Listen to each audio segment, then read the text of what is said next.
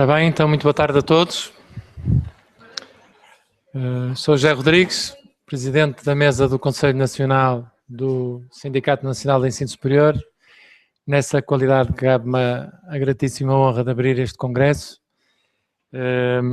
e quero desde já dar boas-vindas a todos, começando por agradecer aos nossos excelentíssimos e ilustres convidados, excelentíssimo Senhor Presidente da Comissão de Educação, Ciência e Cultura, deputado Abel Batista, muito obrigado pela sua presença. Excelentíssimos senhores deputados do Grupo Parlamentar do PSD, do Partido Comunista Português, estamos também a contar com a presença do deputado Pedro Delgado do Partido Socialista, não sei se já teve a oportunidade de chegar. Aos senhores deputados um especial agradecimento porque em período de discussão do orçamento sabemos que não é fácil e portanto muito nos agrada a vossa presença e muito nos honra, muito obrigado. Queria agradecer também ao excelentíssimo Sr. Presidente do Conselho Coordenador dos Institutos Superiores Politécnicos, que estará cá amanhã num dos painéis, os excelentíssimos senhores representantes da Associação dos Oficiais das Forças Armadas, excelentíssimos Senhor Presidente do Sindicato dos Magistrados do Magistério Público, excelentíssima Senhora Representante da Associação Sindical dos Juízes Portugueses, excelentíssimo Senhor Presidente da Academia de Ciências de Lisboa, excelentíssimos senhores reitores das universidades públicas e universidades privadas que estarão presentes hoje e amanhã nos vários painéis, excelentíssimos senhores presidentes dos institutos politécnicos, com um especial abraço à presidente da minha casa, professora Rosário, muito obrigado pela sua presença, excelentíssimo senhor presidente do Conselho Nacional de Educação, professor David Justino, muito obrigado mais uma vez por este tempo que partilha connosco, excelentíssimo senhor presidente da Associação Portuguesa de Ensino Superior Privado, que estará também amanhã num dos painéis subordinados precisamente a esse tema,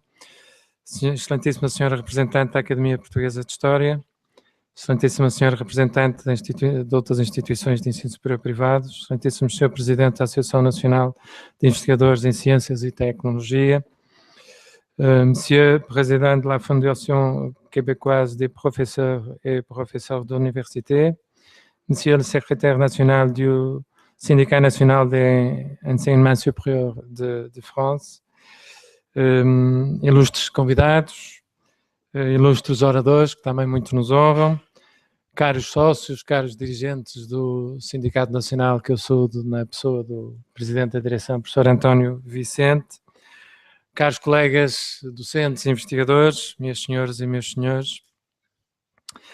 Este congresso marca também a celebração dos 25 anos do nosso sindicato, Sindicato Nacional de Ensino Superior, que abrange os docentes, o ensino superior e também a ciência.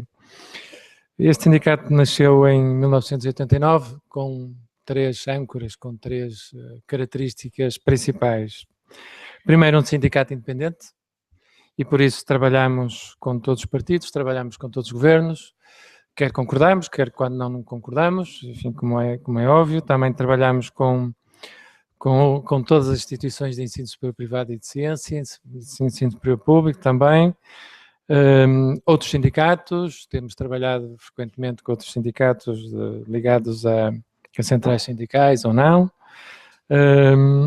enfim, como disse algumas vezes concordamos, algumas vezes divergimos e por isso somos independentes e temos muito orgulho nisso e penso que também a nossa credibilidade vem dessa independência. Temos sido também um sindicato de causas e nesse aspecto temos sido sempre coerentes, temos defendido sempre a via do mérito, quer para os próprios docentes, quer para os investigadores, quer para as próprias instituições, e uma via de mérito não só que implica, obviamente, que os seus direitos sejam reconhecidos, sejam respeitados, a sua dignidade, o papel na sociedade portuguesa, e também sabendo e tendo em conta que esses direitos implicam responsabilidades que também nos cabem a todos nós, enquanto docentes, enquanto investigadores. E, em terceiro lugar, também como um parceiro, não apenas como um contestador. E, nesse aspecto, temos feito sucessivamente, ao longo destes 25 anos, propostas concretas para estatutos de carreira, para, por exemplo, quando foi a discussão do RGES, o regime jurídico das instituições de ensino superior, quando se discutiu, por exemplo, a Lei Geral de Trabalho em funções públicas, enfim, muitas outras situações, quando nas instituições discutem regulamentos de avaliação, regulamentos de prestação de serviço, até às vezes estatutos, todas essas questões. Nós não só nos limitamos a dizer e apontar aquilo que achamos que não está bem, mas temos tentado sempre apontar soluções, enfim, transmitir o nosso contributo, porque pensamos que a ele somos obrigados. Nesse sentido, a estrutura deste Congresso reflete também esta diversidade de atuação. Nós, ao longo destes 25 anos, temos assistido a muitas transformações, enfim, não vou perder muito em pormenores. Certamente que todos aqui na assistência conhecem a história do ensino superior e da ciência em Portugal, desde, enfim, na altura quando começamos como sindicato, estavam a dar os primeiros passos à autonomia universitária. Enfim, passados uns anos tivemos a criação dos institutos politécnicos, depois já no ano 2000 tivemos uma série de transformações, o Regies, as Bolonhas, enfim, uma série de outras transformações que fomos acompanhando e que o sindicato tem tentado acompanhar. Não é? Eu acho que é consensual hoje em dia na sociedade portuguesa, nomeadamente em quem está mais dentro destes assuntos, reconhecer que o ensino superior e a ciência em Portugal deram um salto gigantesco nos últimos 25, nos últimos 40 anos, nomeadamente no pós-25 de Abril, não é? E que a nossa ciência e o nosso ensino superior não tem nada a ver com o que era há 20, 30, 40 anos atrás. Não é? Estamos até perante um bocadinho uma situação paradoxal, não é? Eventualmente nós estaremos numa situação melhor do que aquela que parece para alguns, mas na realidade se calhar pior do que aquela que também parece, não é? Passa-se um facto muito curioso, nós hoje em dia ouvimos o telejornal, ouvimos jornais e todos os dias aparecem notícias de que a Universidade X fez um acordo com esta empresa para desenvolvimento de um produto, o Politécnico Y está em colaboração com uma Câmara Municipal ou com outra entidade para resolver um problema de mobilidade, outra questão qualquer, etc, etc. Os nossos investigadores ganham prémios internacionais, às vezes milhões até, enfim, coisa que obviamente nos enche de orgulho a todos, mas na realidade nós estamos perante uma situação de uma crise, de um garrote profundo, nomeadamente em termos financeiros. Isto será certamente abordado mais tarde pelos meus colegas de mesa e nos vários painéis, mas não gostaria de deixar passar em claro esta situação. Não é? Realmente a situação é grave, isto tem sido possível basicamente porque a autonomia das instituições tem levado claramente, e isso é bom, a alguns ganhos de eficiência, melhorias de gestão, despesas que foram anuladas e que realmente eventualmente podiam tê-lo sido. Isso é ótimo, isso é bom para o país, é bom para as instituições, mas também se tem feito atropelos significativos, não é? Quer nos direitos dos docentes, quer inclusive nos direitos dos estudantes. Não é? Enfim, sabemos a situação da ação social em muitos casos, no caso dos estudantes. As nossas turmas, na generalidade das instituições, às vezes cresceram de maneira gigantesca. Não há muitas vezes verbas para visitas de estudo, por exemplo, coisas tão simples como isso. Enfim, podíamos continuar e, portanto, estamos perante realmente uma situação paradoxal. O ensino superior e a ciência cada vez tem dado mais ao país, ainda bem, e estamos todos orgulhosos disso, mas realmente está a ser muito difícil aguentar o barco e estamos numa situação um bocadinho que até de certa maneira é um bocadinho explosiva, e nesse aspecto não posso deixar de deixar este apelo e esta menção. Enfim, nós não gostamos, penso que quem nos conhece a nossa comunicação sabe que nós não gostamos de nos queixar por nos queixar, dizer mal por dizer mal, mas temos que dizer as coisas como elas são. E realmente a situação é muito grave e é muito difícil. Já aconteceram muitos despedimentos, já aconteceram muitas situações complicadas. Há instituições que não pagam os salários que deviam pagar, que sejamos muito claros, porque não têm verbas, enfim. É óbvio que isto também às vezes tem desculpado da parte de algumas instituições alguns abusos e nós temos denunciado, mas realmente a situação é grave neste momento. Expressando o orgulho que temos de pertencermos a este setor, não podia deixar de deixar aqui esta chamada de atenção, que realmente é muito importante e nos está a limitar. E eu pergunto-me como é que estaria o ensino superior à ciência se estivéssemos, já não digo numa situação ótima, que ninguém está no país, não é? Mas numa situação normal. Não é? Nós nunca, como sindicato, nunca pedimos que não houvesse cortes no ensino superior à ciência, e penso que nos farão justiça, quer quem está mais à esquerda, ou mais à direita, ou mais assim, ou mais assado, de reconhecer isso, mas aquilo que foi cortado é demais e realmente tem sido mascarado Eu aqui aproveitava para fazer algo que se calhar é um bocadinho inédito, ou não é muito habitual nos representantes sindicais, que é queixar-me que os meus colegas queixam pouco. Queixar-me que os meus colegas aguentam coisas que às vezes não deviam aguentar, e isso a gente ri-se e tem alguma piada, mas é um drama, não é? E nós contactamos com as pessoas, sabemos muitas situações dramáticas, não é? Sabemos de colegas que, por exemplo, não metem até às vezes instituições em tribunal para reconhecerem os seus direitos porque não têm dinheiro para pagar as taxas de justiça, enfim, que é outra situação que hoje em dia também vivemos. E, portanto, esta chamada de atenção. Nós, em termos da organização deste congresso, procuramos abranger um bocadinho os temas mais importantes do ensino superior e da ciência em Portugal. Já num primeiro painel que teremos a seguir, falar-se-á do futuro do ensino superior, mais concretamente, em termos genéricos. Já falámos da evolução que ele teve, enfim, do excelente serviço que presta hoje em dia à sociedade, às empresas, à economia, todos o reconhecemos, sem dúvida. Estamos perante uma encruzilhada também que não conseguimos resolver nos últimos 20 anos, nomeadamente quando se criaram os institutos politécnicos, que é definir claramente o que é isto do sistema dual, do politécnico, da universidade, qual é... A missão da universidade tem sido, apesar de tudo, razoavelmente clara, a missão do politécnico nem tanto, não é? E hoje em dia, quem olha para os números, quem olha para o trabalho em concreto dos institutos politécnicos, percebe que em muitos casos não há grande diferença entre os institutos politécnicos e universidades, mas quer na comunicação social, quer até alguns responsáveis políticos, enfim, olham assim com alguma desconfiança para o sistema politécnico. Creio que também essa desconfiança resulta um pouco de algum desconhecimento daquilo que realmente é a sua capacidade e a sua preparação. Por exemplo, a evolução da formação dos docentes nos últimos anos tem sido qualquer coisa de assinalável, apesar de haver falta de apoio, apesar de uma série de problemas. Também a investigação tem crescido substancialmente, obviamente mais numas instituições que noutras, e portanto hoje em dia temos um paradoxo engraçado, é que para algumas instituições, nomeadamente politécnicas, tem sido muito mais fácil estabelecer protocolos, até programas de doutoramento e outras coisas com instituições estrangeiras do que com as universidades portuguesas, não é? Enfim, às vezes ouvimos alguns discursos de abertura de ano letivo e concordarão comigo que parece que, enfim, quem está numa universidade a assistir à abertura do ano letivo parece que no ensino superior em Portugal só há universidades, não é? E quem está também num politécnico às vezes parece a mesma coisa, que só há institutos politécnicos, enfim, não há universidades no país, não deixa de ser algo realmente curioso. Enfim, haverá mais uma série de outras situações. A nossa querida chanceler Merkel lembrou-se de dizer que havia muitos doutores em Portugal. Enfim, será certamente também um tema de discussão interessante e até algo divertido no painel que se segue. Enfim, teremos depois, já amanhã, um painel referente ao financiamento do ensino superior, para além das questões que já referi, dos problemas, nomeadamente no ensino público, com que nos defrontamos.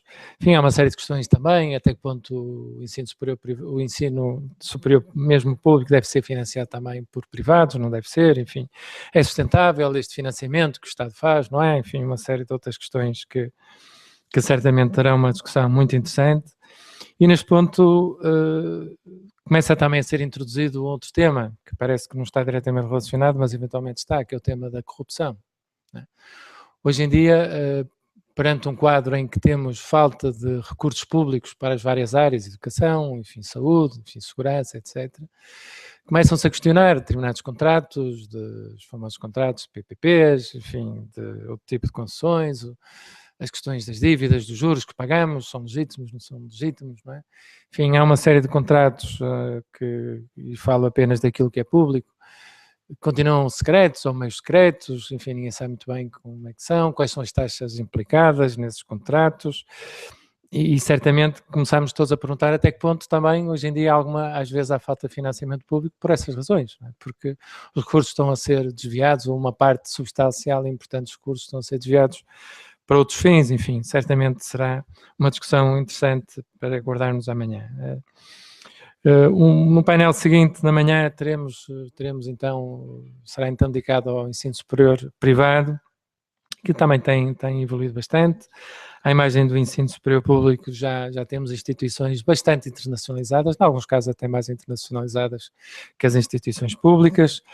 Temos um fenómeno também muito interessante, que é a chegada de grupos estrangeiros que já começaram a comprar universidades privadas e, portanto, enfim, temos um panorama novo nesse aspecto.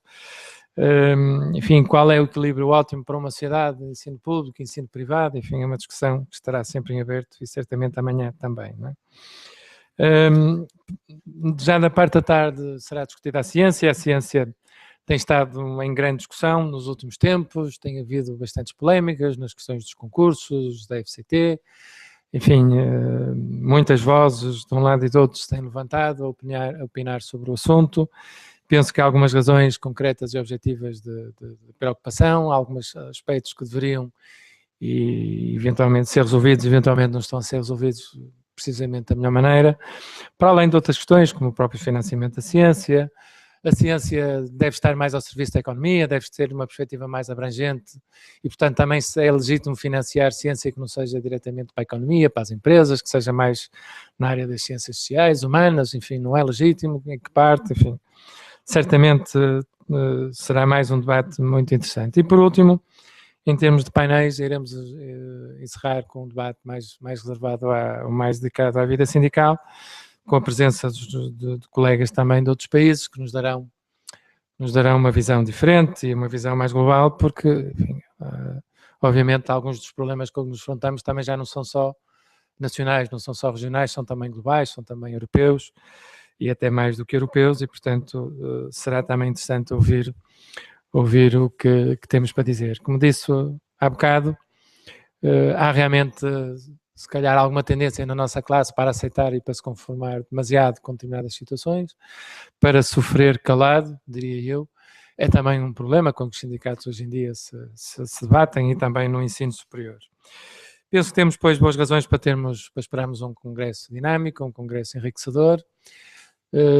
Quem olhou certamente para o programa percebeu que nós nos limitamos a convidar pessoas, partidos, grupos, tendências que de alguma maneira são concordantes com as linhas que temos defendido.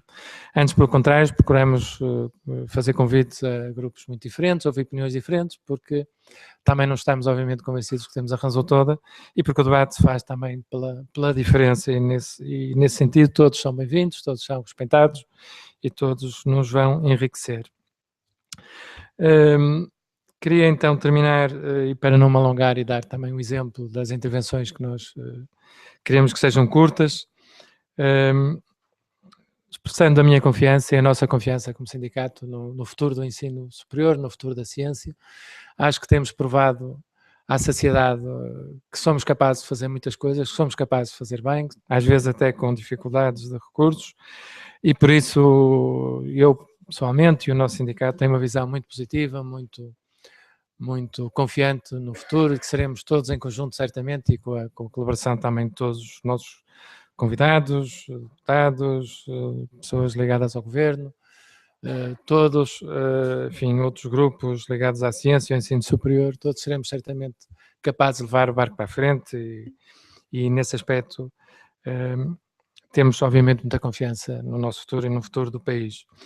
Muito obrigado a todos, em especial mais uma vez aos nossos ilustres convidados pela sua presença, pela sua disponibilidade e obviamente podem contar com o Senesul por mais 25 anos para continuar a dignificar o ensino superior e a ciência. Muito obrigado.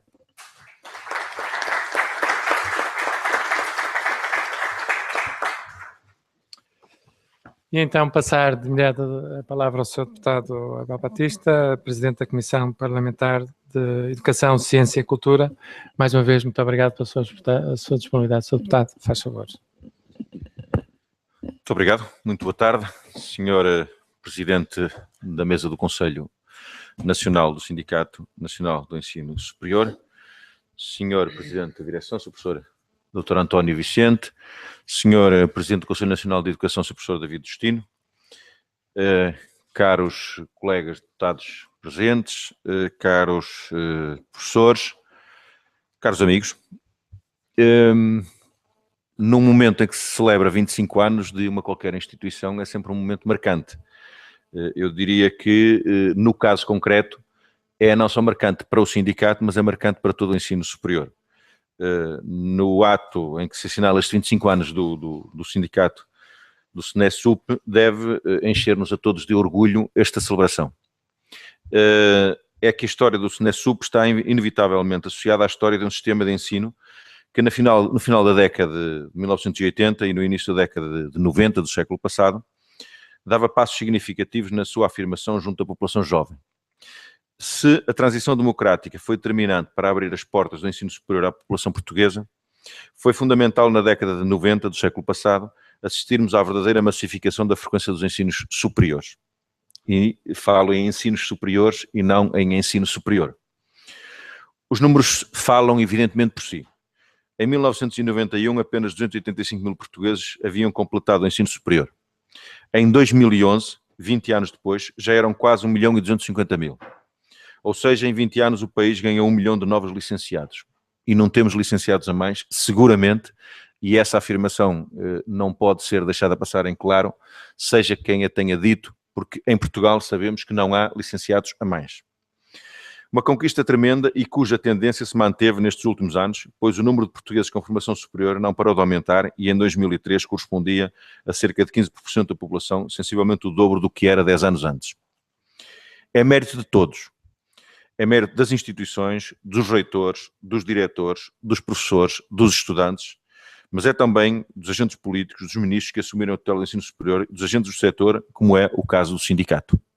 E aqui deixem dar-vos uma palavra de reconhecimento, e as palavras iniciais do professor José Rodrigues são significativas ao dizer que é um sindicato que está para trabalhar com todos, independentemente de estar de acordo ou não estar, concordar mais ou menos, está cá para trabalhar e, sobretudo, na defesa daquilo que é o ensino superior, ou no que é os ensinos superiores. Passados 25 anos do seu nascimento, este legado também é seu. E o que todos esperamos do SNSUP é que continue a contribuir para a afirmação do ensino superior, dos seus profissionais e para a qualificação dos portugueses. É isso que se espera do ensino superior. Os fortes sinais de progresso das últimas décadas não tornam os nossos desafios do presente mais simples. Pelo contrário, tornam-nos mais exigentes. E a nós, mais responsáveis por assegurar a continuidade deste caminho de sucesso. Algo que nos obriga a refletir com calma e em diálogo sobre o que é o ensino superior hoje e o que pretendemos dele para o futuro. É que, de facto, entre 1990 e 2014, não foi apenas a escolarização da população que mudou. Alterou-se a rede de oferta educativa, alteraram-se as necessidades educativas dos estudantes, alterou-se o tecido empresarial português, alteraram-se a prioridade das políticas. Integrar todas estas mudanças não é fácil. Algumas delas, por vezes, colidem. Como todos os que aqui estão presentes bem o sabem. Mas é óbvio que, dificuldades à parte, algumas dessas mudanças têm mesmo de acontecer e alguns desses desafios têm mesmo de ser enfrentados. Em termos breves, destacaria 2 que considero estratégicos. Sei que não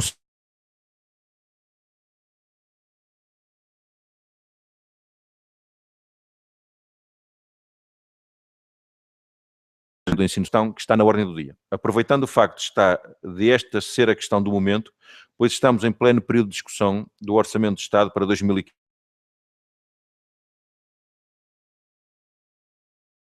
Para as instituições do ensino superior a serem cada vez mais autónomas em termos financeiros. Isto é, a dependerem menos das verbas do Orçamento de Estado do que dependem hoje.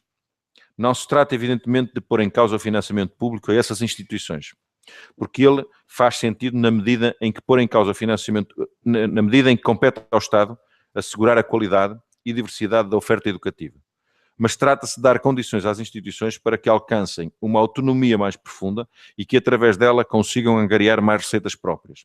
De resto, se há coisa que os anos de contenção orçamental nos ensinaram, foi que a dependência dos fundos públicos, quando estes escasseiam, pode pôr em risco o funcionamento das instituições. E aqui também uma palavra para as instituições de ensino superior, que souberam, neste período, adaptar-se e, graças à autonomia que já hoje têm, conseguiram obter financiamento necessário para a sua continuidade.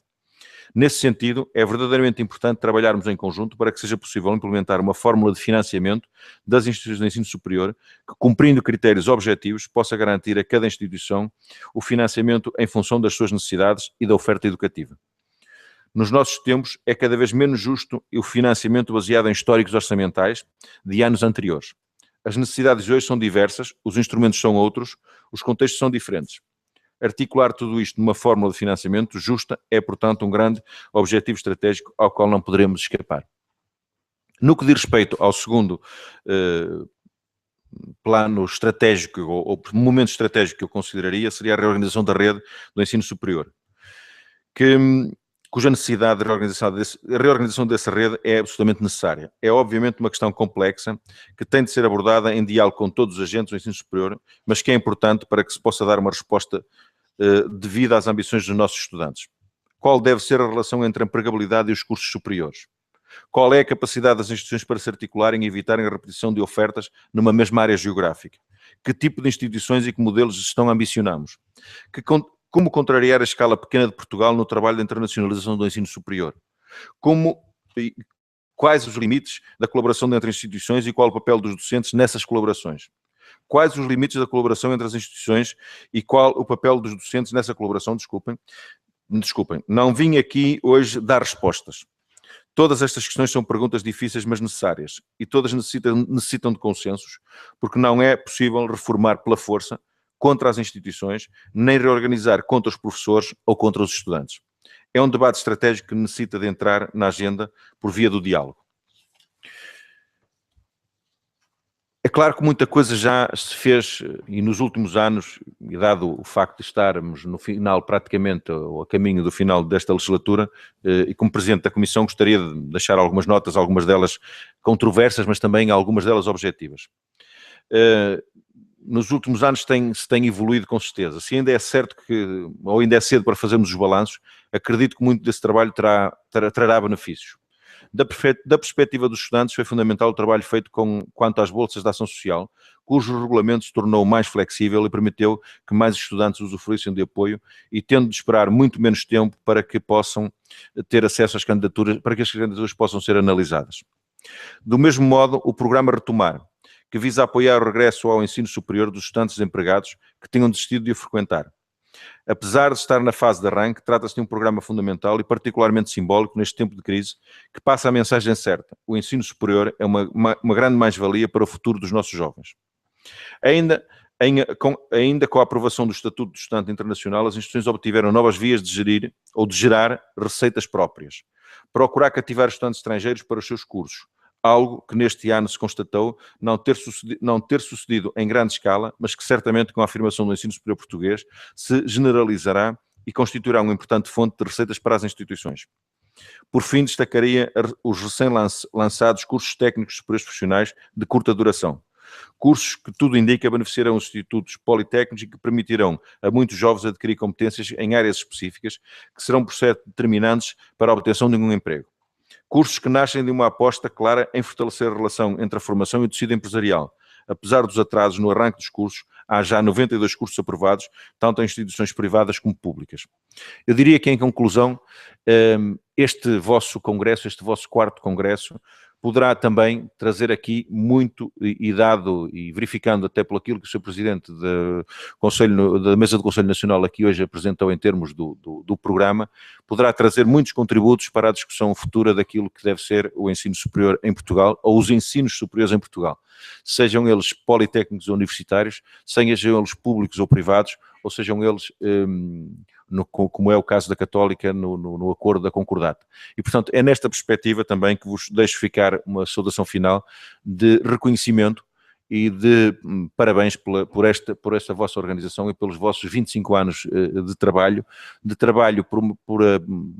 pela dignificação da carreira no âmbito do ensino superior, mas também e por essa via da afirmação e da consolidação do ensino superior em Portugal. Muito obrigado.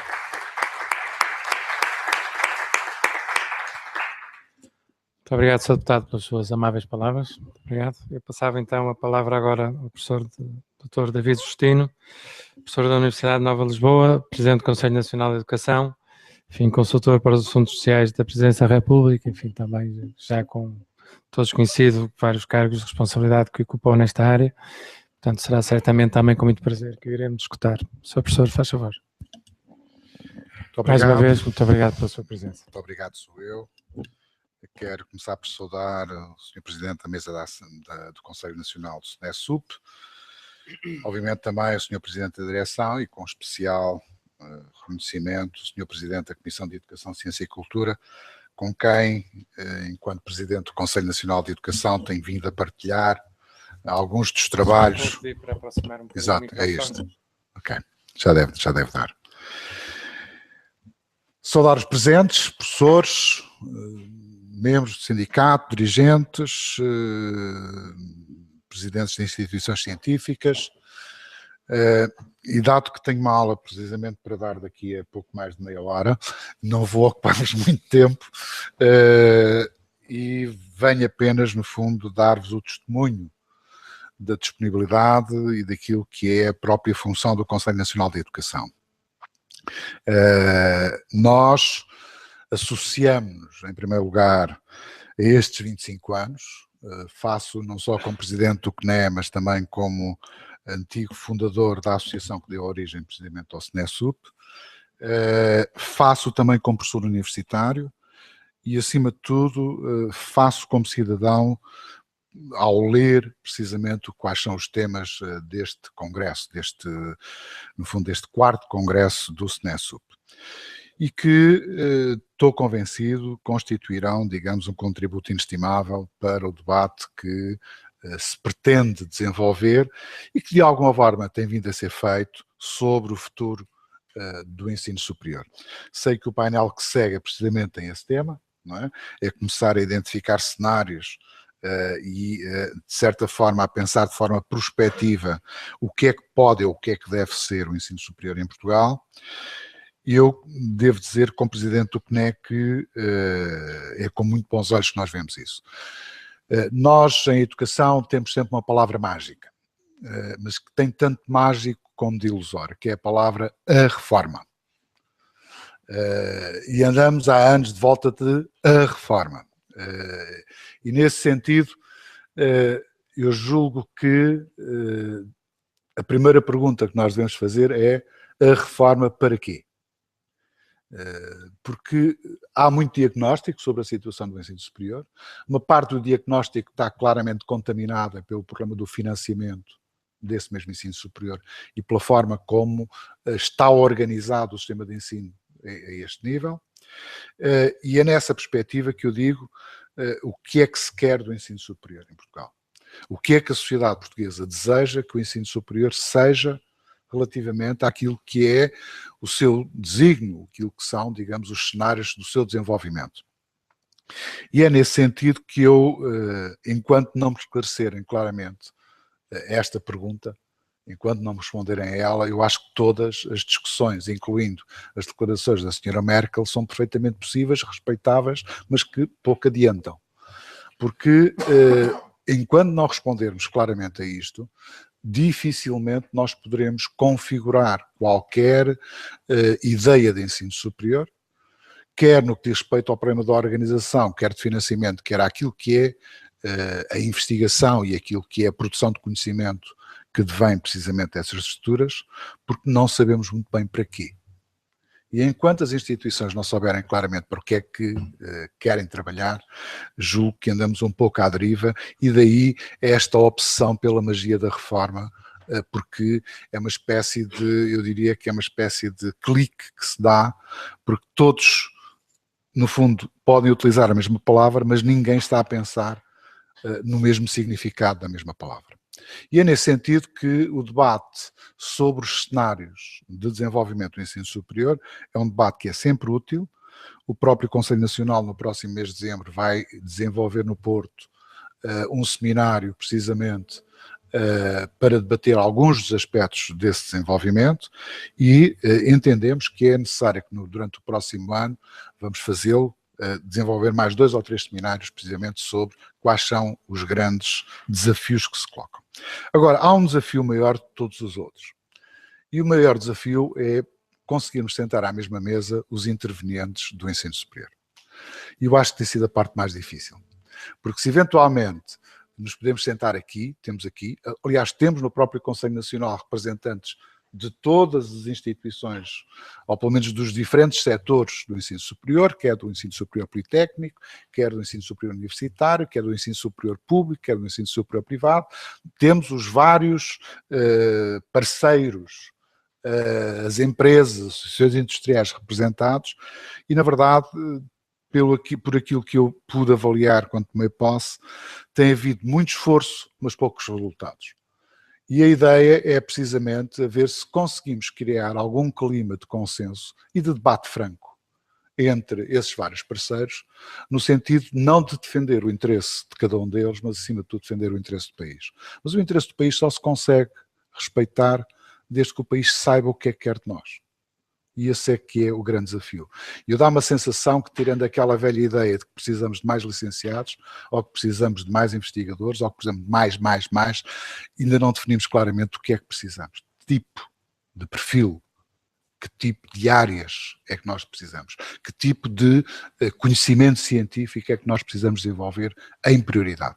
Sabendo que não somos ricos, sabendo que não temos recursos ilimitados, é fundamental que haja um esforço de reflexão sobre quais são os setores em que o próprio Estado tem que definir prioridades no que é o seu investimento, independentemente de saber quais são as formas de ensino ou as formas de investigação. E é essa a discussão que eu julgo que seria de grande utilidade abrir, e devo dizer que da parte do Conselho Nacional de Educação que existe maior interesse em que essa discussão se possa abrir, mas também devo confessar que contaria precisamente com o Sindicato Nacional do Ensino Superior para que pudesse connosco colaborar, porque é isso que nós temos vindo a fazer. Temos estado a colaborar com várias instituições no desenvolvimento deste tipo de debates e, portanto, dizer-vos que o Conselho Nacional de Educação terá o maior interesse e a maior disponibilidade em conjunto, podermos organizar essa reflexão sobre não questões gerais, porque as questões gerais mais ou menos estão debatidas, mas sobre questões específicas e sobre programas específicos de mudança e que não, em que a palavra reforma fica proibida. Mas não se pode deixar de falar de mudança, não se pode deixar de falar de qualificação.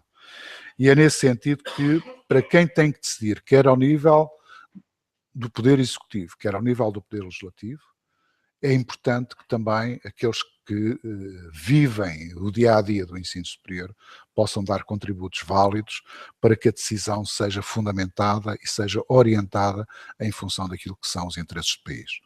Nesse sentido, a minha confissão e ao mesmo tempo o meu convite fica feito, contando, já depois de uma primeira reunião que nós tivemos há uns meses atrás, que essa colaboração entre o CNE e o SNESUP possa, no fundo, enfim, abrir novas portas para que o país possa beneficiar com isso. Nesse sentido, quero agradecer a vossa atenção, a vossa paciência em me ouvir e desejar-vos um excelente congresso e mais 25 anos de bom trabalho.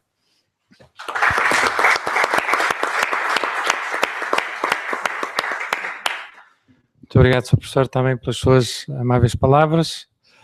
E agora passar a palavra ao professor António Vicente, professor da Universidade da Beira Interior, presidente da direção do sindicato, enfim, que nos falará certamente de muitos dos problemas que nos afetam. Há bocado não referi, mas também tem sido, obviamente, uma importante preocupação do sindicato a situação contratual do ensino superior privado, a situação contratual dos investigadores, enfim, que muito têm deixado a desejar, tanto num caso como no outro. Mas sobre isso e outros assuntos certamente teremos muitas coisas interessantes a ouvir da parte do Sr. Presidente da Direção. Sr. Professor, por favor. Obrigado. Muito obrigado, Sr. Presidente da Mesa do Conselho Nacional. Permitam-me quebrar o protocolo e cumprimentá-los a todos de forma calorosa e o meu agradecimento por estarem presentes e por nos darem o prazer de terem aceito mais este desafio e de colaborarem com o SNESUP. No fundo, estes 25 anos do SNESUP, naturalmente, muito a todos vós deve e estamos esperançosos que os próximos anos possamos continuar a contar com as vossas parcerias, com os vossos desacordos, com os vossos acordos, mas serão fundamentais para podermos evoluir. Permitam-me também, desrespeitando o protocolo, dizer apenas ao professor Dr. David Justino que é com muito gosto que aceitamos e aqui publicamente aceitamos e que assumimos este compromisso de colaborar com o Conselho Nacional de Educação, precisamente nestas matérias. Nós também não nos interessa falar por falar ou ter iniciativas por ter, gostamos muito de resolver problemas concretos. E neste âmbito, mais uma vez, o agradecimento pelo desafio, pelo convite, e pode ter a certeza que da nossa parte terá todo o empenho para colaborar. Um empenho também, deixa-me aqui destacar uma iniciativa relativamente recente em que organizámos um livro em conjunto com outras 3 organizações que hoje nos dão também o prazer de estarem aqui representados, a Associação dos Oficiais das Forças Armadas, Sindicatos dos Magistrados do Ministério Público e a Associação Sindical dos Juízes Portugueses, precisamente sobre estas questões da reforma do Estado e o papel que estes 4 pilares fundamentais têm de ter no Estado e naquilo que nós queremos para o Estado. E era também de ressalvar esta iniciativa precisamente por causa disto. Permitam-me agora que leia umas palavras que tentarei que sejam breves. O SNESUP tem sido, ao longo dos 25 anos que hoje comemora, um sindicato independente, um sindicato de causas. Tem sido um sindicato ativo, dinâmico, solidário, íntegro e atento, e assim deverá continuar. E como temos defendido, um sindicato deve representar e defender os seus associados, dando-lhe um espaço de debate e apresentação de propostas, com a força de um grupo, amplificando vozes, dando-lhes uma coerência agregadora das vontades individuais. A comemoração do 25º aniversário do SNESUP tem neste 4º Congresso um momento de reunião e reflexão sobre o ensino superior e a ciência. O ensino superior é ensino, mas é também, entre muitas outras coisas, educação, formação, investigação, produção, nomeadamente tecnologias, metodologias, estratégias, políticas, ideias, apreciações, análises e críticas, entre muitas outras coisas. E tudo isto, claro, com um sentido superior, não básico ou elementar, superior. Docentes e investigadores deste ensino superior desempenham todas estas funções e são os seus atores privilegiados. Constituem, assim, um centro nevrálgico do país, apesar de faltarem quase sempre as estratégias coordenadoras das potencialidades existentes. Não há outra forma de o dizer. Falta um projeto para o ensino superior e para a ciência.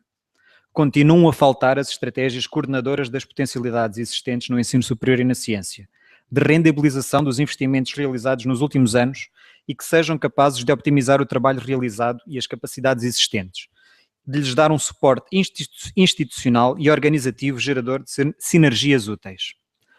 Com o devido respeito, os cursos de curta duração ou cursos técnicos profissionais não são o projeto. O ensino superior não é só isto. Não pode ser só isto. Na melhor das hipóteses, esta pode ser apenas mais uma ferramenta para que o ensino superior e a ciência cumpram também o seu propósito, mas não o cumprirão, certamente, só por si, de forma desgarrada e desintegrada de um todo mais global e abrangente. É preciso um projeto, e que não se confunda com uma grelha arregimentadora. É preciso depois uma estratégia, e é preciso definir processos para a implementar, e tempo para que possam dar frutos. E depois é preciso tratar devidamente e com dignidade os docentes do ensino superior e investigadores. Tal não tem acontecido nos últimos anos. Há demasiados anos. Não podemos fugir à realidade e ignorar as evidências. Os docentes do ensino superior e investigadores não podem andar a mendigar, constantemente preocupados com questões de subsistência elementar, materiais para as aulas, para a investigação, funcionamentos dos cursos ou mesmo o aquecimento na sua instituição quando os dias ficam mais frios. Não podem até mesmo estar preocupados em ter o suficiente para poder ter uma casa ou alimentação digna. Para quem não saiba ou não queira saber, há ainda, em 2014, docentes do ensino superior e investigadores a dar, e é mesmo dar, aulas gratuitamente, ou numa situação mendiga por valores impróprios, mesmo para outras tarefas. O país não merece os docentes do ensino superior e investigadores que tem. Profissionais dos mais qualificados, reconhecidos internacionalmente, que têm cumprido com todas as suas responsabilidades, muitas vezes muito para além do que seria até aceitável, mas acreditando que seriam recompensados, que o seu mérito e qualidade seriam reconhecidos.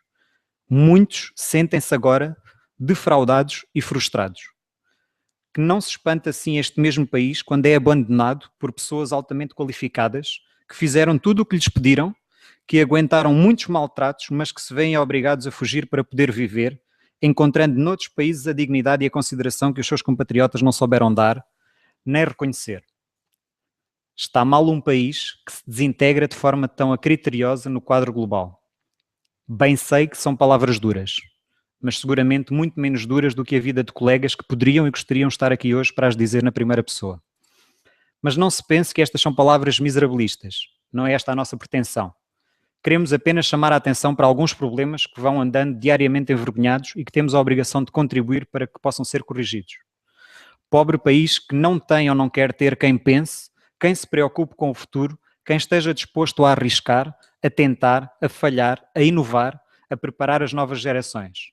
Infeliz e curto país que pensa que tendo 17% da população que tenha frequentado o ensino superior, está convencido que tem doutores a mais. Pobre país que tenha governantes que não reconhecem a importância da educação, da investigação, da inovação, que não trata com o devido respeito e dignidade dos docentes do ensino superior e investigadores. A este propósito, não podemos deixar de mencionar algo que por aí circula de forma envergonhada para uma suposta revisão do Estatuto da Carreira de Investigação Científica, e onde se prevê, por exemplo, o fim da exclusividade para os investigadores. Melhor dizendo, fala depender da avaliação de desempenho e de uma percentagem, que será necessariamente mínima, a definir de investigadores que poderão aceder a este prémio. Que fique aqui claro, é inaceitável. Inaceitável porque são precisas condições mínimas para estudar, para investigar, para pensar até. A dignidade da ciência não se compadece com tiranias destas. Mas que fique também claro, nenhum docente do ensino superior ou investigador fica milionário com o seu vencimento. Não é o dinheiro que nos move, mas não podemos ter pejo em assumir que há um mínimo para que possamos dar o máximo e cumprir o que esperam de nós. E esse mínimo implica que a grande maioria esteja de corpo inteiro em exclusividade na investigação e no ensino superior. E ter também estabilidade contratual. Para pensar, sonhar, criar, sem se preocupar com o demais. Não aceitamos ser indigentes altamente qualificados. É a receita para o desastre, para a incapacidade de captar talento num quadro global. Quem desvaloriza tanto os seus não pode ficar admirado de ser também menosprezado. Bem sabemos que atravessamos um momento difícil onde a crise se instalou há tempo demais. Mas precisamente por isso, este não é o tempo para aceitarmos tudo. Este não é o tempo para medíocres ou para a falta de coragem. Ou até mesmo para soluções avulsas e minimalistas que hipotequem a dignidade do ensino superior e da investigação dos docentes e investigadores. Não é tempo para isto. É por tudo isto que temos vindo a trabalhar em prol de carreiras do ensino superior e ciência de elevados níveis de exigência, qualificação e responsabilidade, um ensino superior privado onde cada instituição tenha um corpo docente próprio e devidamente qualificado, uma reposição salarial que reflita a dignidade das carreiras de acordo com as exigências que têm de ser feitas no ensino superior e ciência de qualidade. É também por isto que defendemos a urgência da revisão e alargamento dos regimes transitórios do Estatuto das Carreiras Docente Universitária e Politécnica, bem como a vinculação de docentes e investigadores, promovendo a aplicação da diretiva comunitária visando a estabilidade contratual. E que fique também claro que é inaceitável e que nos deveria envergonhar que existam docentes que trabalhem com contratos a termo, docentes e investigadores que trabalhem com contratos a termo, precários, em instituições de ensino superior e investigação há mais de 10 ou mesmo 20 anos. Defendemos também a urgência de um novo e sério modelo de financiamento, justo e estável, que permita o reforço das transferências do Orçamento de Estado para as instituições de ensino superior e ciência que nos últimos 4 anos sofreram um corte de mais de 30% nas suas verbas. Volto a repetir, um corte de mais de 30% nas verbas diretamente transferidas nos últimos 4 anos. Ou a urgência da concretização de um diploma que regulará o exercício da docência e investigação nas instituições privadas. Ou ainda a premência de que investigadores e bolseiros tenham contratos e condições dignas de trabalho, ou a não aceitação de redução da ciência à metade num processo enviesado e que larga comunidade científica reconhece errado. Mas o SNESUP não se poderá ficar pelo simples apagar de fogos do dia-a-dia de um ensino superior e ciência complexo e difícil. A nossa luta passa também pela capacidade de inovar e não apenas por um qualquer combate de retaguarda. A nossa responsabilidade é a de responder aos desafios do futuro, ajudando a construir novas e mais eficientes soluções. É preciso resolver problemas de fundo para que o imediato não seja tão premente e para que as soluções tenham um efeito duradouro e se tornem eficazes. Responder ao desafio da construção do futuro pode não ser fácil, mas é fundamental para encontrarmos o futuro que queremos e não aquele que nos for imposto. O SNESUP continuará a responder a estes desafios. O SNESUP continuará a ser um sindicato independente, um sindicato de causas, um sindicato que se caracteriza pelas iniciativas e pelo diálogo, um sindicato aberto à colaboração de todos e aos contributos de quem quiser participar. É também por isso que agradecemos a todos estarem presentes neste 4º Congresso do SNESUP. Nosso muito obrigado por terem aceito este desafio. Bom Congresso!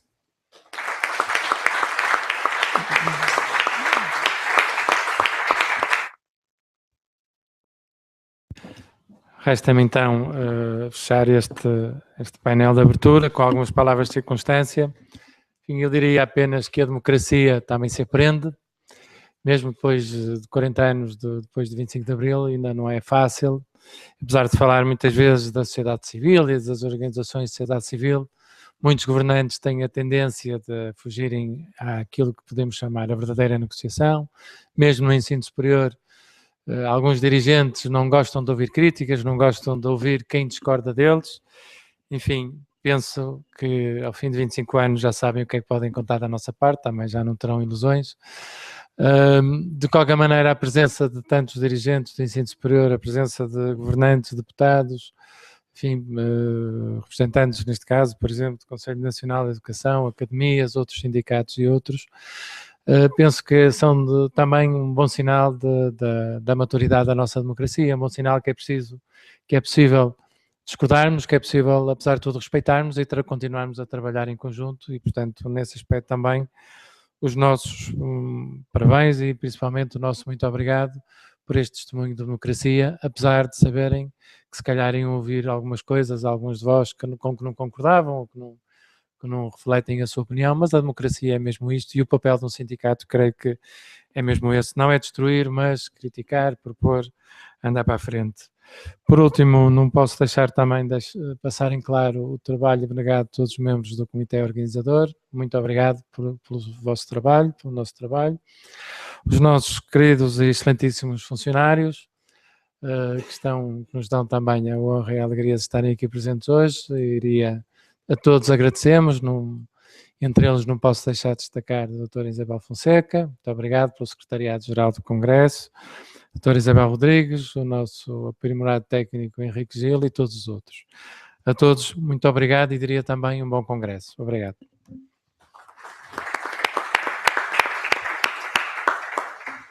Passaremos então já de seguida ao segundo painel, o futuro do ensino superior. Peço ao colega Gonçalo Velho que venha coordenar o painel.